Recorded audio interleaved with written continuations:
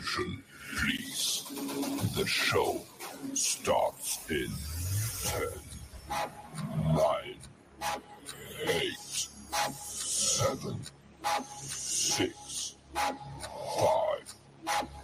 4, 3, 2, 1, go.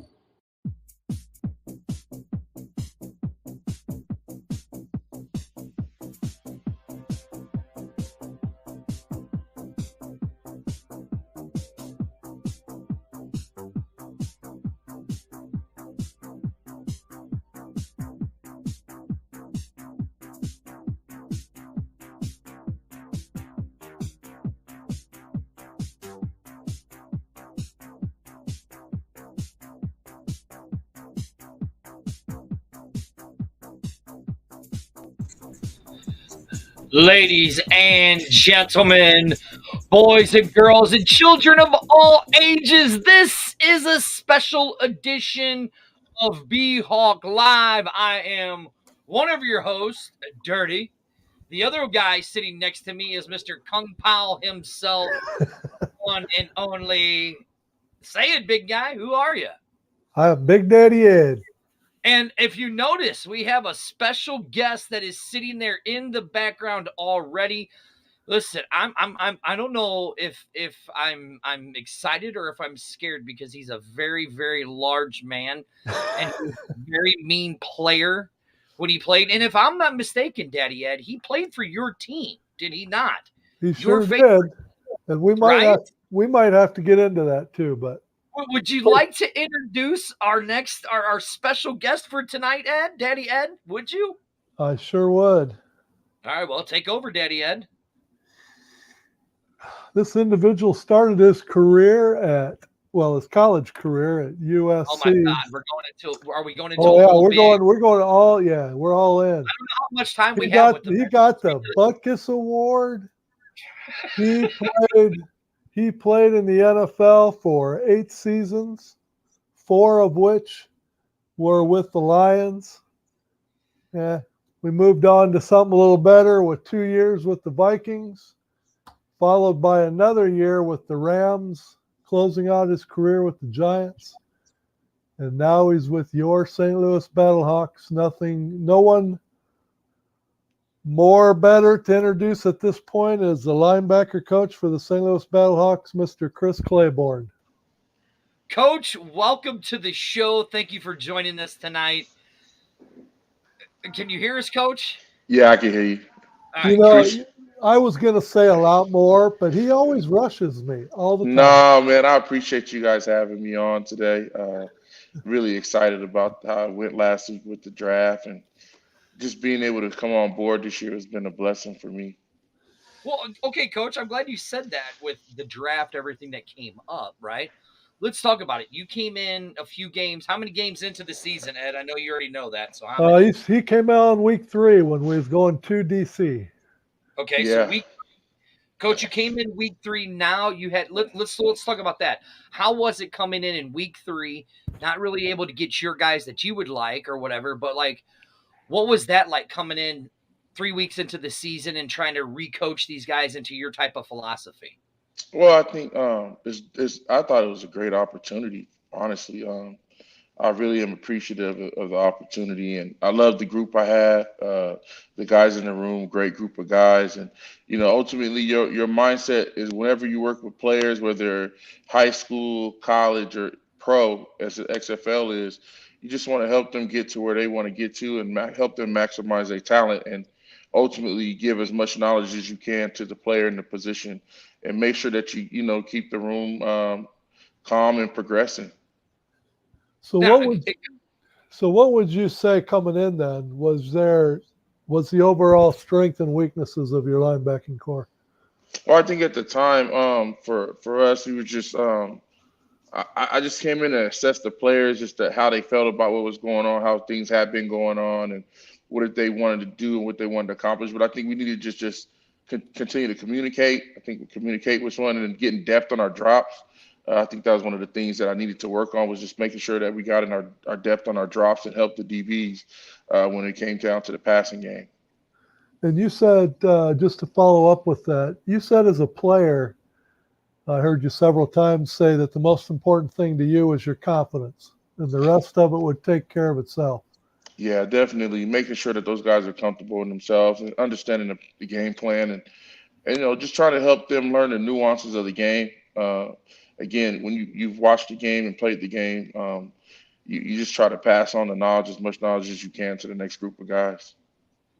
Now, coach, like you said, you came in, you wanted to evaluate the players that you had and everything like that coming into week 3. Now you're there with it. Oh, here she is. Oh, look, Ed. The Queen Hyena happened just to have to come. The Queen Hyena, huh? Coach, for coming on tonight. Minnesota Vikings for life. Coach, I mean, it's no secret. I'm not a Minnesota Vikings fan. I'm more of a Bears fan. Mhm. So no Don't offense. hold that against him. Everybody has their right. Right. Don't hold that. Oh God, here we go. It's Ricky Pro was giving me trouble now. Coach, you're a little more intimidating than Ricky Pro. I mean, you want me to be a Vikings fan, I'll be a Vikings fan for tonight.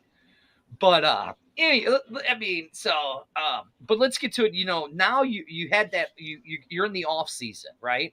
Hmm. Now when we had Coach Pro on, he said that he had that he was the like a seasonal type employee. He was an employee, but then the contract and all that stuff. Is that how it was for you? Did you have that short-term contract and now you're rebuilding everything, getting ready to come back into the league, or how did that work for you?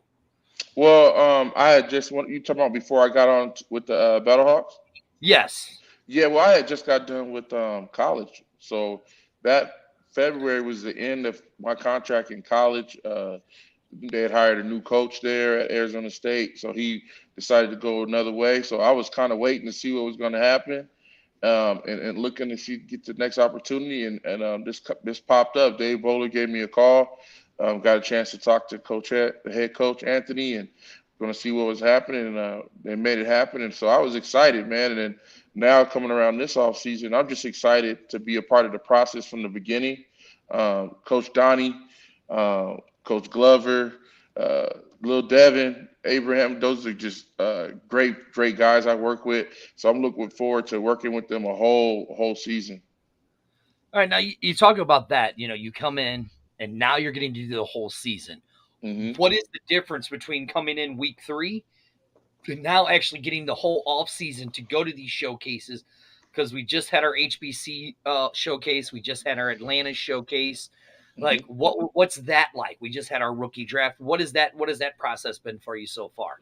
Well, I think just talking about the draft, just asking, looking at guys that they evaluated and looking at them and seeing how they might fit and how they might fit in what we're doing. But ultimately it's up to the front office to make the decisions, and our job is to get it done, man. That's how I look at it. So Johnny Buchanan, I know we got from Delaware, is coming in, so excited about him. See how we're going to use him. Not sure where he's going to play today, but again, just excited about the draft and being a part of this process. And again, this is pros, and this is helping guys get to where they want to, which is the NFL at the end of the day. And I take great pride in developing my players the best I can. So looking back on the 23 season, Hmm. do you, when you, as you prepare for the 24 season and you look back at 23, um, you had, do you look at it as then you need a total rebuild at linebackers, or do you think that it's going to be a mixture of bringing some guys back and looking for some specific talent that maybe you were lacking this Well, I last year? think, yeah, but I mean, this is pro. This is the next level below the NFL. And in the NFL, every year, when you go into camp, you're fighting for jobs, keeping jobs, establishing yourself, whether it's against your peers or the league. So, no, I just think that uh, the great thing about camp is it takes care of itself, right? If you perform in camp and play at a high level, you will be able to create a position for yourself. So I think it's just like it is in every other league. Like you just always constantly establishing yourself. So the guys that are on the team last year, they should be at home working to get themselves prepared for the season and competing. And that's what I look forward to. I think again we had a good group of guys, and they also play great in special teams. So those are the things that I personally gonna look for. How are you gonna contribute if you're not in the game? Uh, how are you gonna contribute? Uh, every day in the classroom and in practice, right? So those are the things that you can only notice when you see them. We had a great group of guys who did it last year. Just looking forward to the new pieces that are coming in. Again, looking forward to starting from the beginning with the DC. He did a great job, I thought, last year, and learning some new things from that, whatever I might think, or my thoughts to them as well. Now, Coach, I mean, one of my favorite players that we had in our linebacker core and in our back core was Lakeem Williams. I mean, we had him on the show. We interviewed him at the fan fest that we had before the season, and he seemed very, very humble, but he wanted to play the game. What was it as the linebacker coach? What was it about Lakeem that kind of stood out? Because I mean, he started to get kind of a name for himself in St. Louis by the way that he played and how he hustled. Well, was there anything special that you saw stand out in him that Oh could man. get to the next level or even more improve to get to the level? Well, I think that shoot, hopefully we could get him back. I think he might be somewhere now. So again, that's a whole other thing, right? Some of these guys that have gotten into camps, hopefully they stick. And we've done our job is helping them prepare to be in the NFL. So you don't know what may happen in the next couple of months or who may show up on when it starts the season. So Lakeem, speaking for Lakeem, he went out and I think he worked out for Baby Washington, had a good practice there, a good couple days of practice. So I think they're trying to bring him back. So, I think one of his great attributes is that he's very, very fast and he's a determined guy. That's what I like about him. When we ask him to do things, even when it goes to running downhill and taking on blocks against guys, 40, 50 pounds, 60 pounds heavy, he's going to give it his best effort. And he's going to play hard. And I think he did that. And I think that hopefully that gave him some opportunities to hopefully compete in the league and see what happens. So has that been a transition for you, as a player and even a coach? Always having the mindset of building on your team from one year to the next and building that core that you can have for years versus the XFL, who's is kind of turned into, if you've done your job, you're giving these players a chance to go to the NFL. So you can really find yourself in a position to be totally changing out players every year. Is that creating any kind of, does that need, is it different in your mind that you have to look at things differently like that? No, I mean, I think just like we talked about earlier, our job is to help these guys prepare them to get what they want out of the situation, right? So Yeah. my job is to prepare these guys and help these guys get what they want. And they want to play in the NFL. Obviously, that's why they're playing in this league. So that happens every year, and that's the challenge, right? You have a couple different challenges. First challenge is to beat the record you probably beat the year before, right? Win a championship, number one, right? Get a better record than you had, number two. Get your guys where they need to be, right? And continue to grow as a coach. So I think that mission never changes, right? Now the soldiers might be different, but the mission never changes. And so that's the part I think I enjoy and look forward to. And shoot, it just the guys that show up and want to put in the work and do the things they need to do in the playbook, I think it'll work out for them because of what we do in our defense. It prepares them for what they need to do in the NFL. Now, Coach, it's funny that you say that because I do another little show called the X Fan Show Tuesdays and Thursdays, and we've talked about it. My partner that does the show with me, Arlington, was like he was so against the XFL and the NFL partnering. I'm like, look, if the XFL, in my opinion, it's just my opinion, so I don't know how front office or Danny and DJ take it, Russ take it. But in my opinion, for the XFL to succeed, they need that partnership with the XFL. And what I've heard from every single coach, Coach Pro said it, Coach Beck said it, and you said it, you guys are there to help get those guys to the next level.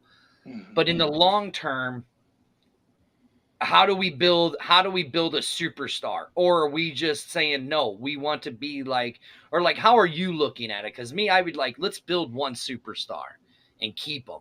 Or is it no, we really want to just get that guy to the next level and we can feel good about ourselves as coaches and stuff like that? Well, I think, as a coach, you just got to understand your role, right? What is my role? My role is to help these guys to make sure that they're performing at a high level and competing in our defense and special teams. And that's what coach asked us to do. So that's what I'm gonna do. I'm gonna do whatever the head coach asked me to do. As far as the league, I think the league hasn't came in to say that they don't want the players to be able to go to the NFL, right? So again, if that's the highest level that you can get to, that's where you want your players to go. You want for your players what they want.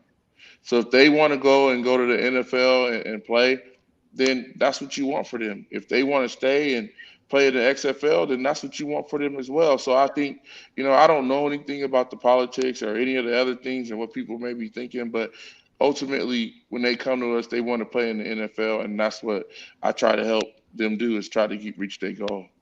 See, I have to give you the applause there. Oh, wrong button. I hit the wrong button. What an idiot. I apologize, coach. No, I love that. I love that mentality. We're like, look, we need to get our guys. We want to get our guys to the next level, because we've seen in the NFL that a lot of these guys are just a step there, but they don't fit the scheme. So you might have connections with an NFL team and say, hey, Claiborne, let's work with Lakeem, but here's what we want him to work on, or something like that. I think that's a great opportunity. And I mean, I know a lot of people, the diehard XFL fans, are like, oh, we need to keep our players. But do we really? We've heard it from Danny. We've heard it from DJ. We've heard it from Coach Beck. We've heard it from Coach Pro. All the coaches, now you included, saying, no, our goal is to get these guys to the next level, not to Yep. be 54, to be on that 53 man roster. And I think that's really good coming from a coach to the fans to say, hey, look, guys, this is what we're here for. This is what we want to do. So And I I think think that it's was really good. and I think it's and that's for the players to understand too when they come in. Like, we're not here to just play around. If you're not trying to progress and trying to get better, you might not be here, right? So if you think you're gonna come here and on this team and not get better and compete and work and do the things you need to do to be a professional, then this is not the place for you as well. And I think people got to just look at it like you look at college, right? You have guys for 4 years, the max, maybe 5 years max, and some guys 3 years, right? And you want those guys to maximize their opportunity at the college as much as they can. And when they go to the pros, you're like, they represent your place, right? I'm a Trojan. I'm always going to be a Trojan, right? But once they go to the Battlehawks, whoever it is, hey, you played at the Battlehawks. That's part of your career. That's part of your timeline, right? And you'll always be that. Now let's see how you play now. And for those guys, you're able to build a fan base where you're not a major guy at the NFL. It's about So, building your brand. man, you are building a brand for yourself early. So I think, like, again, I think if these guys are very fortunate and lucky to have this league. I always talk to them about that. There was no uh, going down and coming back up when we played. Either you made it or you didn't make it, right? Right. Yeah. So this is a great opportunity. It's awesome to be in the league and be a part of it. The coaching staff, again, like you said, we all saying the same things. What we want for the players. So it's been great for me, man. It's been Yeah. dope. I I just mean, can't wait. look, as you see, my studio is decorated. I got a Brahmas flag over here. I got a Sea Dragons flag over here. I got the Yeah, Battlehawks poster behind me. I got the Brahma flag, the Viper yeah. flag. I got the He Hate Me. I got the DC. I got the True Brand Danucci hat. You know? Do you see my fingers? Do you know where I'm pointing? Yeah, I know where you're pointing, Ed. I mean, so for No, me, it's that's none other than Chris Claiborne as the second inductee into my You and the Lou Hall of Fame. I'm pumped about that. That's awesome. I see you got the hate. You got the He Hate Me back there too, huh? That's Big man balling. I right. see you. Okay, I see you So, over there. so as a diehard Battlehawk fan, I gotta ask the question because I'm still trying to put my finger on the 23 season. Hmm. And I've already asked a couple of the other coaches the same question, but I'm interested in your perspective. You're a seasoned dome linebacker. 7 of your 8 seasons, you played in a dome. So you knew what it took to prepare. You knew what it took on Sundays to play home games in a loud environment. Mm-hmm. What do you put your finger on? Because if you look at the away games that the Battlehawks played in the 23 season, we played quality. We beat Seattle in Seattle. We dominated Vegas and Houston. DC, we was there from beginning to end. But our home games, when you would have thought as home field advantage that we would have really had a home field advantage, it seemed like we struggled the most at home, especially on defense. You know what? It's maybe I don't know. That's a good question. I always tell my guys carpe diem, and every game's a new game. Seize the day, right? We talk Yeah. about that, and I think sometimes you can get too comfortable playing at home. I don't know. I can't even speak for that. Now being a coach, the best thing is just the best thing I could ask the players is where you at mentally, right? Because they got to go out and make the plays. So I don't know. I mean, then you go, we score whatever. We beat Orlando, right? Pretty good at the last game. I don't know. I think every year is a new year. Hopefully, we go undefeated at home this year. We will have to talk about that next year, but I'm not sure. Honestly, I'm honestly not sure All what right. the issue is. Here it is, Coach. The hyena, she keeps yelling at us. She goes, talk about your motto, Coach. So and then she says, "Oh, I guess she did say there is the motto. I love it." But I mean, Coach, what is your motto other than the what you just said? Like, what is your Oh, actual? we just like I said, we always talk about carpe diem, like seizing the moment, right? You only have little moments in your life, whether it's family time, football, sports, whatever, and definitely in sports, right? You have little moments that you can take advantage of those opportunities, big games, whether it's on TV. I mean, these guys are playing on ESPN, big time TV, and I always tell them, man, like take the moment and try to maximize as best you can, right? Coach, Carpe diem. can you do us a favor, Daddy Ed? Did you hear what Coach said? Seize the moment, right? We know somebody who doesn't seize the moment very Oh. often, don't we, Daddy Ed?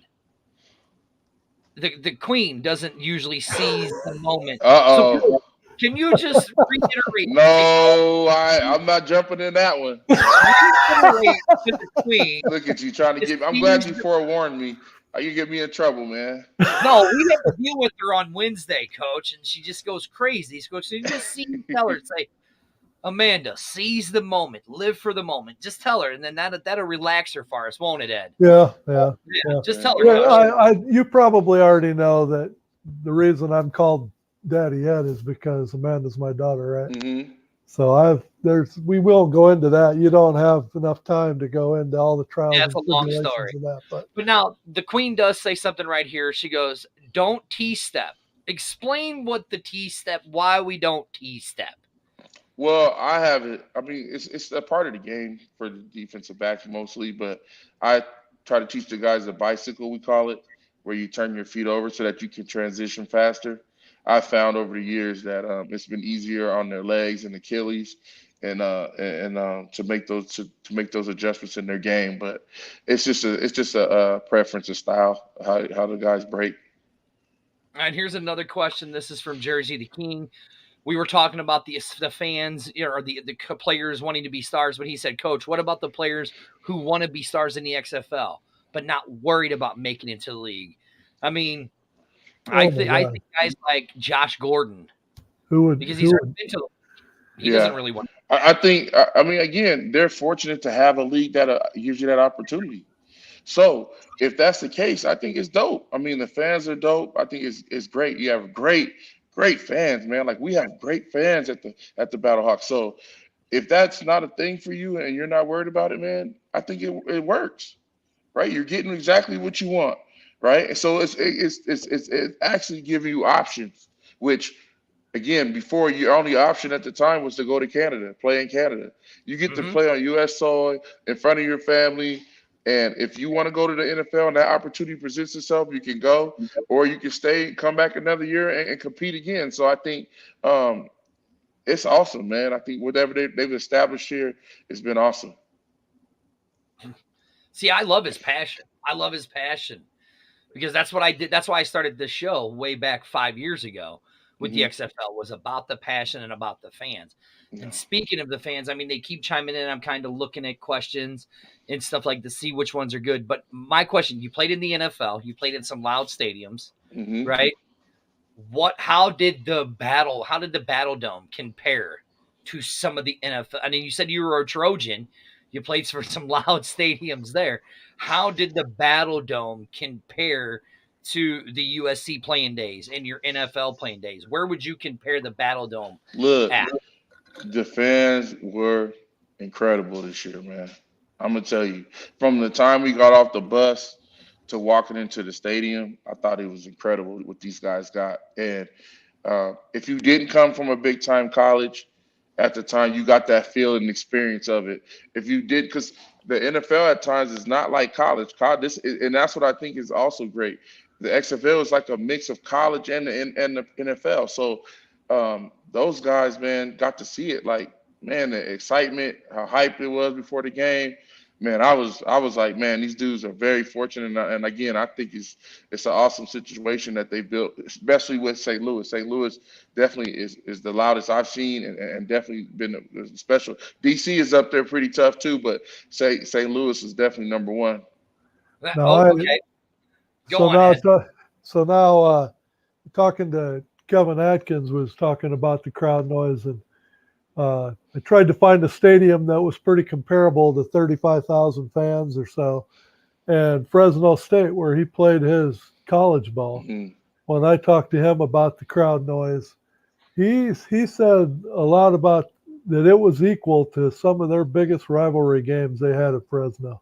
No, I'm telling you, it was sweet, man. I mean, the noise, like, and that's something that I think the players, like you talked about, that's something that you got to learn from too. Is how do you communicate in that situation? How are we making sure that they can talk when the crowd gets loud on third down, right? Because it's an advantage for some, but it can be a disadvantage for others if you have to communicate. And so, if that does come up, we can address it knowing what it's going to be like moving the future because you don't know until you get into that situation what it's going to be like. And it was incredible how loud it got in there, man. It was awesome. So Hey, go so ahead, Ed. so so explain to me then, as far as player commitments for the 24 season. We just had our rookie draft, and I got to Hmm. say I'm pretty excited about the linebacker that we drafted. Um, but so we've got the players from last year that I guess are quote protected by the Battlehawk team. At what point? Okay, I know we have showcases and we've got another draft coming up later in the season.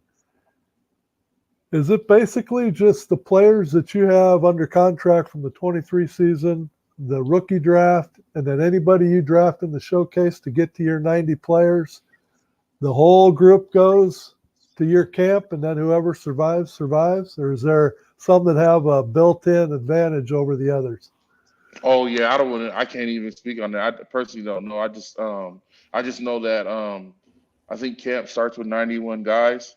However, we get to that 91, whether I think it's free agency or you finding guys in the showcase and then the guys that are on the team last. I don't know how that goes. But Coach Claiborne will be there to go to work and coach his position and do his job. But I'm not sure how exactly, and I don't want to speak on it because I'm not sure. I Right. don't know. I'm not sure how that goes.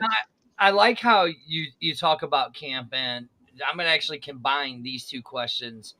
You know, look, the Queen wants to know about the hub, and Jersey the King wants to know about the full mini camp training camp. So, what is it like being in the hub, and then how did that kind of affect? Because that kind of put you guys all on the same equal playing field for Say, 2020. say it one time.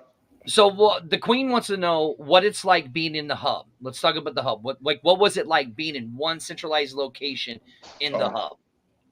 hub? Um, I mean, you get used to it, right? I think anything you adapt to. Like I said, I came into a situation, so that was just that was home at the end of the day. That was home, right? That's where we had our meetings and everything. So I don't know. There's any difference. I think um, ultimately it's going to work itself out, and I mean, hopefully, it works out at the best. for everybody where you play it, you go to your hometown. I don't know how that's going to work and when that's going to work, but I thought it worked out well for us. Dallas is right there. We're in Arlington, great city, right? We had great amenities. The people at our hotel were awesome, where I stayed at. So I had no issues. I had it easy. I had a in-house maid every day, There you cleaning go, up my right? room and everything. Yeah. So I You mean, it had the was two of good. you. Yeah, it was very accommodating, and I thought they did a good job. And That now, was just different. right now, with the mini camps, because there's the talks of the mini camps and training camps. Hmm. Being doing like a little few weeks in their home cities before they moved back to the hub and all of that. Like, do you think it's going to be any different than it was in the hub last year? Or, this time the fans might actually get to see some stuff. Like, what are you preparing for, like a full mini camp and training camp? Like, what is Coach Claiborne preparing for with the showcases coming up and stuff? How are you preparing for that? You know what? I'm ready for whatever. Again, when you're a soldier, man, you just go where the general tells you to go. I don't have no feelings or thoughts about it personally, honestly. If we get a chance to be in whatever St. Louis for a couple weeks, it's great for the fans to be able to see that. Again, these guys are trying to make a brand for themselves. It's always good to put a face with a name, right? If that happens, that'd be great. If it comes out a little bit later, then it is what it is. But the league is going to do what it needs to do in order to be successful, and hopefully it pleases everybody. See, Daddy Ed and Coach, here's what I keep hearing. This is what I keep hearing from all the coaches and with the coaches we've interviewed, the coaches I've seen. You guys are just like, this is about coaching. That's all we care about. Hmm. And that's what it seems like, is that you guys could care less where you're at. You guys could probably, now you tell me if I'm wrong, you guys could probably be in a parking lot on concrete coaching guys, and you still wouldn't care, would you? Man, again, I'm excited to be with the Battlehawks, and I just want my guys to play at a very high level, and it don't matter where it's at, and I want them to feel the same way wherever we play, whether it's cold, hot, raining, snowing, anywhere we get to line it up and put that helmet on, carpe diem. You don't get drafted in the top 10 of the NFL draft without having your stuff together. But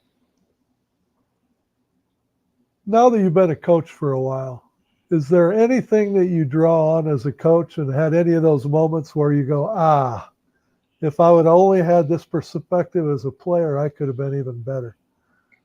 Ooh, good. I think once you start to work with other coaches, you wish that you had them as coaches. I think sometimes I can't complain. I'm been very blessed throughout my career. But if I had a chance to play under a Marvin Lewis, I would have loved to play under Marvin Lewis after working with him. You know what I mean? And the way he thought about the position, and the way he coached it and stuff. So those are the things you take. I think constantly working with people and seeing their philosophies and see what they would do and how would they coach you, it has an influence on what you do, and you look like and said, dang, I wish I would have been able to play for him, or I would have wished I would have been able to play in his defense and see how I would have been able to succeed in there. So I think that's more than anything. I've been fortunate. I've been under some great mentors. Like I said, Marvin Lewis is the best he could get, and I've been fortunate to be under him the last couple of years. What about Herm Edwards? I mean, you talk about a guy that has energy, that has Yeah, that has perspective. yeah. I mean, he pretty much tells you how it is, I'm sure. And you've Yeah, played. well, it's a standard, right? On how you handle yourself in business with those guys. Um, Very professional. They've been in the NFL, and then they were doing the college thing. I was doing the college thing with them, so they definitely prepared me for what I needed to do moving forward. And when you came with an idea, you better have your stuff together, right? Because those guys are gonna poke holes in it, and they're gonna ask you questions. But at the end of the day, they're gonna respect you, and they're gonna tell you whether they agree or don't disagree. And sometimes that's part of the business, right? You may not agree, but you can respect what you're trying to get done. So um, it was a lot of great learning situation for me. And again, being under those guys was definitely a blessing. So this is a special edition of B Hawk Live. I am one of your hosts, Dirty. Right next to me is Mr. Kung Pao himself, Big Daddy Ed, and we Kung are Pao. talking with I'll explain to you. I'll explain to you, Coach, why we call him Kung Pao. He's an idiot, Coach. He made a bet and he lost. Now he's got to dress up. Do you know who B-Hawk 1 is? The guy that dresses up like a Viking and walks around the dome. So Mr. Daddy Ed here has to dress up looking like the Heat Miser, and we've called him Kung Pao. Again, I forgot to I honor my bets, Coach. That's right. That's right. Pay your bets. What's up, Wyatt? How are you? And we are talking with linebackers coach from our St. Louis Battlehawks, Chris Claiborne. Coach, we were on the coaching philosophies and all that stuff. So what I want to ask you is from your playing days to now your coaching days, which coaches really affected you and helped mold you into the linebacker coach that you are today? So, like, if you have a player coach and then a coach that you've worked alongside, that's really you've taken some of their philosophies and molded it into yours. Well, my high school coach was awesome, Mark Paredes. He's definitely great. I mean, even down to my youth coaches, I had really good youth coaches. But he was the first guy that I played running back and linebacker there in high school, and then John Robinson. So then I had Sean Slocum, which is RC Slocum's son. He coached me my junior year at USC, and he was awesome, man. We still to this day, I have great respect and love and admiration for him. He's an awesome man. So I was fortunate to be with him at Arizona State as well the last couple of years. And then again, I just said, being with Marvin Lewis and talking football and seeing the philosophies and the things that he's done. And I mean, he's coached all the way back with the Steelers in the 80s, late 80s, early 90s, and all the way to the Ravens, having that group of guys, and then being a head coach in the NFL for quite a bit of years. Those guys have definitely had an influence on me and my coaching philosophy and thoughts. So And the it's obvious from a money perspective that, your goal from a money perspective would be to be in the NFL. But let us know what makes Chris tick. Do you get more satisfaction out of helping players get to the NFL, or does it make Chris tick more to be in the NFL amongst players that are already there? I think the biggest thing is helping guys get to their goals. So I don't think it's not based on the situation, right? Because when it's college, you want to help your guys get to the NFL, right? Graduate too, right? Yeah. Graduate, get to the NFL, be good guys, right? When you coach in the XFL, it's like, hey, I want to help you be the best player you can be in the XFL. And any awards that we can get from the XFL, if I can help you get those and you can acquire those, awesome. And then if you can get into this camp and play at a high level, awesome, right? And then if I'm coaching in the pros, my job is like try to turn out a Pro Bowler. All right, who's the best? Am I helping create or helping a guy advance and being the best linebacker that he can be, right? So it's not so much about what makes you tick. What makes you tick is maximizing what your players are trying to get and what they want. Making sure your player gets the biggest contract he can get for himself and his family. So at every level, your goals are to push to be the best, right? If I'm in college again, can I get the next Buckets Award winner? Am I producing the next bucket? That's what I want to do. Am I the National Defensive Player of the Year, right? Anything that I've been able to accomplish, I want my players to accomplish and have that goal and feel. Is he a top 10 pick? Can I help produce and make a guy a top 10 pick? If I can do any of those on whatever level it is, right? It doesn't matter whether it's college, XFL, NFL. That's the goal, is to maximize the player and get him to whatever status that he wants to get and maximize it as high as I can. So with your pedigree, then, do you find yourself being a sponge? I mean, do you have players soaking all they can out of you?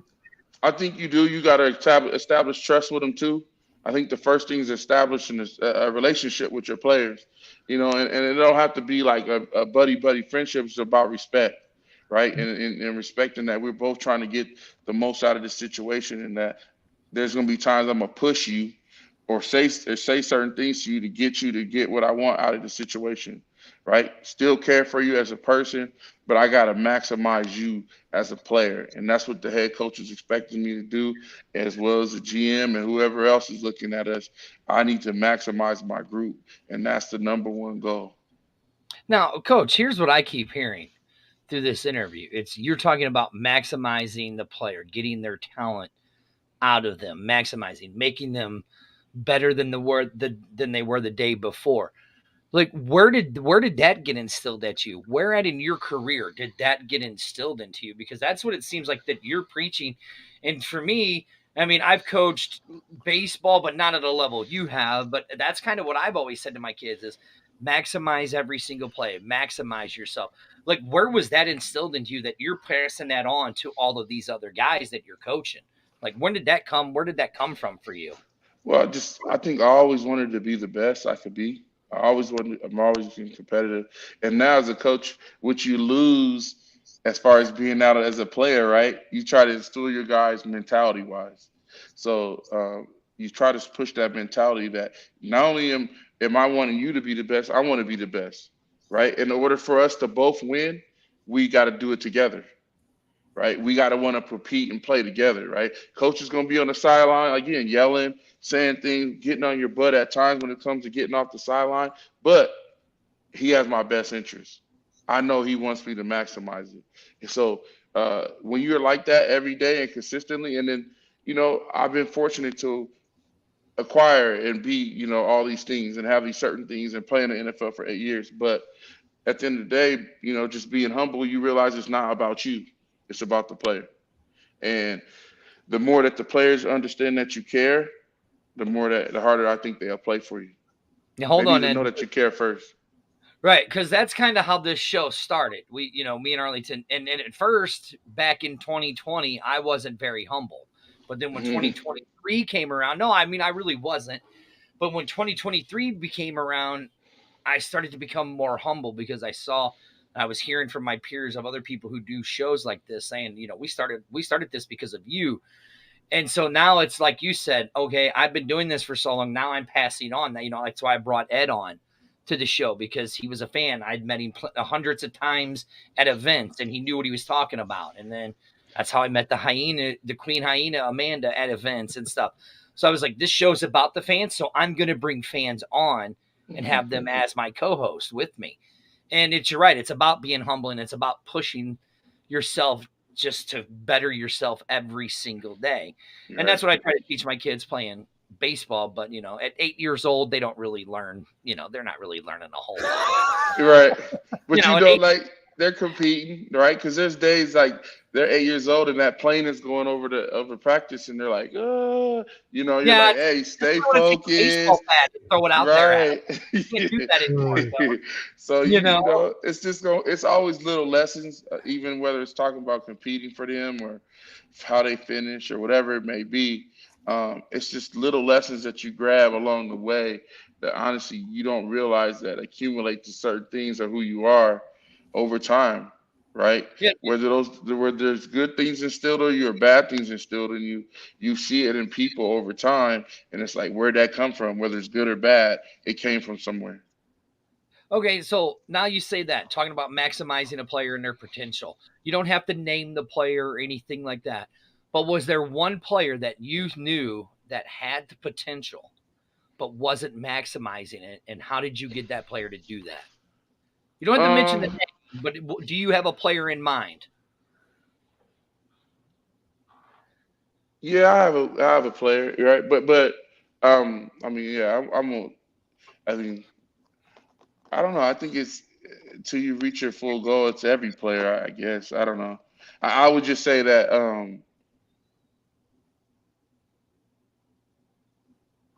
kids now don't realize they've made a mistake until it's too late. Oh, good one. You know what I mean? Mm-hmm. They may not still be humbled not being in the NFL currently, and they'll come down or they'll play at the XFL and not realize that every day, everything that you're doing is getting yourself ready to be that professional at the level that you quote unquote want to be at. Hmm. right? And that goes in college, the same thing. Are you in college doing the things you need to do to be a professional in the NFL or the XFL? And some people tend to repeat the same things because they don't realize that they're not living by carpe diem. That's good. That that's kind of deep. I got goosebumps you saying that, Coach. Because That's I mean, that's just kind of that's how I feel. You know what I mean? That's how I think. yeah. Because like the player I was most excited about for the XFL was Hmm. Martavius Bryant when he came into the league in the NFL, right? Hmm. And then got into a little trouble with the Steelers, and then came to the Vipers. And I don't know if he wasn't utilized right or whatever, but I mean, to me, I think he is a player that has all the potential in the world to make it. And like I said, maybe he just wasn't utilized right in Vegas. I mean, like, look, Josh Gordon, for example. I mean, we know why Josh got in trouble, but it showed Josh came to the XFL and said, hey, I could still play ball. I mean, look, I mean, he literally took a game over. So, like, let's use a guy like Josh Gordon. You're playing against Josh Gordon. You got your linebackers. What are you telling them going, dudes, this guy can still play in the NFL? He's choosing not to. He's choosing to play here. Like, how do you tell your guys to guard a guy like that who was a top 5 wide receiver in the NFL? Well, first of all, he puts his pants on just like you, so that has nothing to do with anything, right? That has absolutely none, because again, there's going to be guys that are coveted at every level, right? You're the NFL, and they're going to say, whatever players is a dude, right? And you got to say, that's great, line it up, right? So I think for them, when like say, I would say our thing is when you play against a running back, right? A guy that's a quote unquote good running back.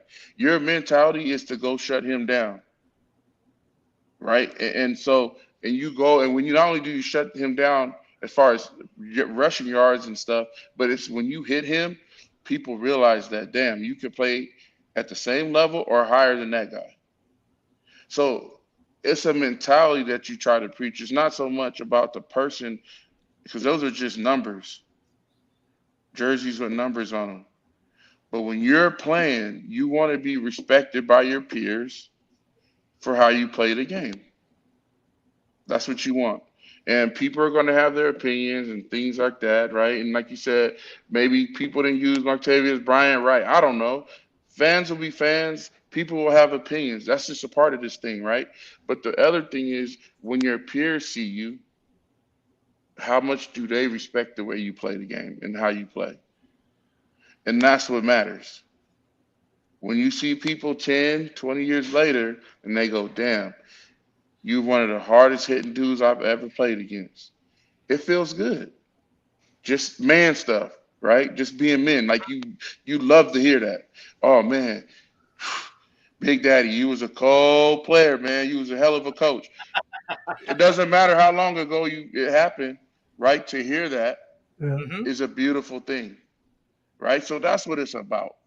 It's about establishing yourself, learning, having people respect you for what you do. So I'm constantly doing that again as a coach. I want to be respected as a coach. So I take my job very serious and I try to make sure that I do the right thing by the players because I want to be respected as a coach. I want people to know that I put out a good product and I coach and teach my guys. So in essence, it doesn't matter what jersey it is. It's about you doing the best you're supposed to do so you're respected by your peers. Go for it, Ed. I know I could see your beady little brain turning, so Well, go well for it. I got something on a personal side note. Since St. Louis lost their team, I'm trying to convince all St. Louisans that they need to be Viking fans. So, you being a former player, and I think I may have asked this when we interviewed you the first time, but if you could give everybody a little insight on what it was like being in the Viking organization for 2 years. um, I mean, I played with potentially two or three Hall of Famers. Randy Moss. I don't know if Dante Culpepper get in one day, but Corey Chavis, Antoine Winfield. Uh, Great guy, great group of guys. I mean, at the time, Red McCombs owned the team. Yeah, and I So, think wasn't Mike Tice the head coach? yeah, I'm going to go golf with Mike Tice on Monday. Actually, he has a golf tournament in Oh, please Seattle. don't say that. Please don't say that. Yeah, I'm gonna go. I'm gonna golf with Coach Tice. He'll be hitting you up on email. Hey, Coach Claiborne, can you bring me with you? I want to Yeah, go. fight. You FaceTime if you FaceTime me on Monday while we're on the course. I'll make sure you No, and Coach So Tice chop it up for a minute. But yeah, Daddy, did you hear? so Did you? I Hold on, was Daddy. Stop. Hold on. Did you just hear what Chris Claiborne said to you? Did you just hear what he said to you? I was so engrossed in what I was going to ask him next. No, here, no more talking because he just said he's going to play golf with Coach Tice yeah. on Corey Monday. Chavis. Yep. Corey, he says, and if Oh you my God. FaceTime him on Monday, he will let you chuck it up with Coach Tice. Of course, Coach Tice is a And you were great going to man. overtalk him. What am I going to do with you? You see what I have to deal with, Coach? I You see what got I you. have to deal So- I with? got you. So I got to ask this though, because I've been a Vikings fan for over 50 years, and the first 50. I thought it was more like 70. the first 8 years that I was a fan, the Vikings went to 3 Super Bowls, and as a little peepsqueak, I just felt like that was the way it was always going to be for the Vikings. Turn the 80s, 90s, clear in the 2000s, they've never been to another Super Bowl. Is there something? I mean, you Thank played you for 2 watching years for Talk them. Live. You This show's been turned into a played 2 Vikings years show. for them. Is there something within the organization that what's causing the dry spell? That's what I No, want. I mean, you gotta understand, like, first of all, going to the playoffs is special. I think people take that for granted. It's not easy to get in the playoffs. It's not promised to go to the playoffs. Okay. Second of all, you've had a thing where Green Bay has done a very good job as an organization with quarterbacks, right? You look at the 2 quarterbacks they've had over the last 20 years, they've been pretty consistent, right? Yeah. They've only had 2 guys, right? Brett Favre and Aaron Rodgers. Um, so to be able to go to a Super Bowl again is a blessing, and it's not guaranteed. I think fans don't realize how hard it is to get there, and it takes some luck and it takes a lot of skill, but it's certain things that have to happen in order for you to get in there. And so I mean, you never know. You get hot. Look at Cincinnati, go to the Super Bowl. They didn't end up going back. Who knows when they'll go back again, right? Yep. Um, and the Vikings have had in recent years really good defenses, and I thought offense was solid, and the quarterback was doing his thing, playing well. But you go up and as generational players like Patrick Mahomes, like that's that's that's a special guy, Yeah. especially with the situation that he's in, right? Mhm. With the coach that he has, Andy Reid is a special coach, right? And then look how long Andy Reid's dry spell was. Yeah. So it's not guaranteed. That's all I can tell you. It's just, you might be holding on. It might not go back in your lifetime. They Okay. Oh just, God! Don't tell me that. You it can't. Hold just, on, hey, I don't know what to tell you. So, Look, well, he when they went 15-1 in Oh, '98, here we go. I Here we go. swear to God, in the NFC Championship game, I was the last one out of the stadium. I had to lift my legs for the guy with the sweeper to clean the stadium because I was just devastated. Oh God, I apologize, Coach. Welcome to Talk Live, where it just goes off the rail because of Daddy Ed and his Viking talk. I appreciate the love for your team. I really do. But don't do that to yourself. Don't be the last one out. Thank you, Don't Coach. let them. I Don't let the was sweeper I put was you the out. last one out. Right now, Coach, you talk about the playoffs. A lot of Yeah. people here in St. Louis were upset that we didn't make the playoffs. Yeah, we were all upset. Trust me. We were 7-3, Yep. but we all knew that it was the understanding the top 2 teams in the divisions make it, right? So, what was it like for you? Like, when did you know? Like, what was it like for you going? Jesus, we're 7-3. have you reflected on the season of Well, what you guys can improve for next year? well, I said earlier, right? That your goal is to win a championship, improve Mhm. on what you were last year, right? Those are the immediate goals that you're looking at.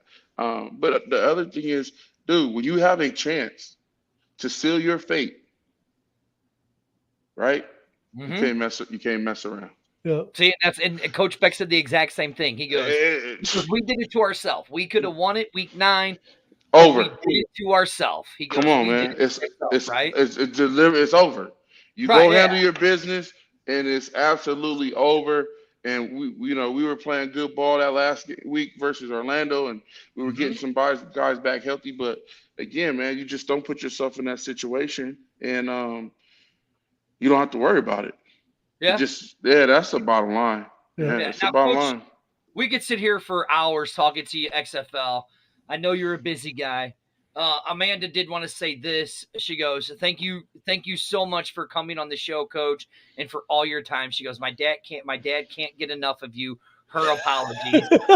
Listen, I mean, at some point, Coach, I know you're a busy guy, so we gotta let you go at some point. But there is one last question I want to ask you, and I'll let Daddy Ed ask one last question. Okay. But Yep. what is, can you give us a fun or funny moment that you've had with your players or coaches in your career? Oh man, it's been a lot of. You know what was the funniest moments and some of the greatest moments when you come in as a rookie? When you come in as a rookie, it's funny because you have to sing. Whenever you go into the chow hall, you hear everybody hitting the glass, ding, ding, ding, ding, ding, ding, and you're like, oh, are they gonna call on me? You're like, man, right? Because you have a group of rookies. You're like, are they gonna call on me to sing? And that shit is nerve wracking, right? And so it is. But because you want to sing a good song, because it could be everybody sings with you, or you could get booed, right? Did it happen to So you? oh, I didn't get booed. I sang. I think I might What'd have you sang say? like a "Lean on Me" or something, right? Lean on So me. There you go. yeah, you know what I mean. Everybody clap it up. You're like, yeah, but then you're like, are they gonna make me sing tomorrow? You know what I mean? They can make you double back. So it's no limit. Eventually they say, all right, rookies, you guys are good. But that's one of those things where you got to sing.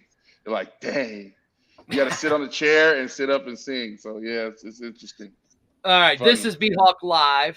I am one of the hosts, Dirty. This is a special edition. Right next to me is Mr. Kung Pao himself, B Hawk 2, Big Daddy Ed. And right below us, Big Daddy Ed's, Kevin Atkins is his man crush, but I'm going to say, and I'm going to dub Coach Claiborne, Big Daddy's Ed's man crush, because he has not stopped smiling since you've been on the show, sir. And Awesome. we were Well, talking linebackers coach Chris Claiborne of the St. Louis Battlehawks. Daddy Ed, I'm going to let you have the last question before we let Coach go. okay, so my final question is, Take as it we back. head into the 24 season, can I hire you as a consultant, as a you and the Lou consultant, to help me decide who the most worthy you and the Lou recipient should be for the 24 season? Of course, sir. And you know, Be my honor. and you remember what the U and the Lou stands for, right? No, what do you mean? Well, when everybody's in shape, and when you were a big time Oh yeah, when linebacker, I was in it shape, was that was a all long about time the ago. B, right? Yeah. And when you're a dog, like a defensive lineman, and they can even be like not so much linebackers, but defensive Oh linemen. man, see, you might get fired for that one. Sometimes that, no, I mean as far as the U. You Now see how you changed up on me? the linebackers all got the V's, right? Yeah, yeah. But the defensive linemen, when they get under that big time stress of being 320, 330, that V becomes the U, right? Okay. And so the U and the Lou stands for all those guys that go to work every play that don't get all the notoriety and all That's the. your question. That is your question. So I dig it. if you're going to be an inductee into the U and the Lou, it's got to come earned, and I got you. you earned it. So I don't want to make just frivolous decision that you're like, why am I in the same You class as got him? yeah. Hopefully Kevin is playing in the NFL making a lot of money, but if he's not, and he's back, he should be. Yeah, I definitely will be a part of it for sure. Oh yeah, we're good. Yeah, I'll call on you guys.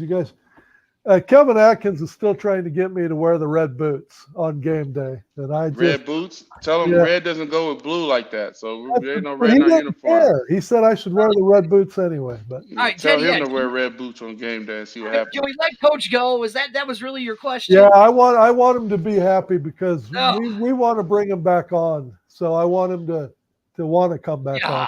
Pleasure, man. Coach, I let appreciate you everybody tell guys. everybody where they can find you at and all that good stuff. Oh shoot, social media. I don't, I guess the social media. I'm on Instagram. Coach C Claiborne. Shoot, that's pretty much it, man. Other than that, catch me on the field. And it's looking forward to this college and pro football season, and then us doing our thing when it's time for us to start rolling. Coach, best of luck to you in 2024. I can't wait to see the linebacker core you throw out there. Now, it's going to be interesting to see how it goes, but best of luck to you at all the showcases.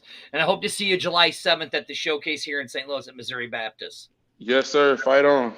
Thanks All for right, coming on, Coach. All sir. right. Thank All you. right. Yeah, Bye. bye.